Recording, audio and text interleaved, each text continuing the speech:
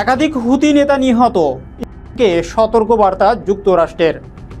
যুক্তরাষ্ট্রের হামলায় ইয়েমেনের হুতি বিদ্রোহীদের একাধিক নেতা নিহত হয়েছে বলে হোয়াইট হাউস নিশ্চিত করেছে।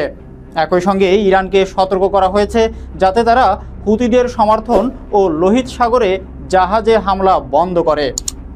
মার্কিন জাতীয় নিরাপত্তা উপদেষ্টা ওয়ার্ডস জানান, শনিবারের হামলায় হুতিদের শীর্ষ নেতাদের লক্ষ্য করা ছিল এবং তারা নিহত হয়েছেন। তিনি ইরানকে বার্তা দিয়ে বলেন, এবার যথেষ্ট হয়েছে। ইরানের পারমাণবিক কর্মসূচি বন্ধে সব পদক্ষেপ বিবেচনায় আছে।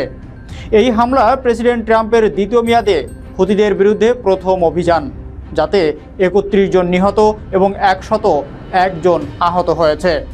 হুতিরা জানায় তারা গাজা যুদ্ধের প্রতিবাদে বাণিজ্যিক জাহাজে হামলা চালাচ্ছে।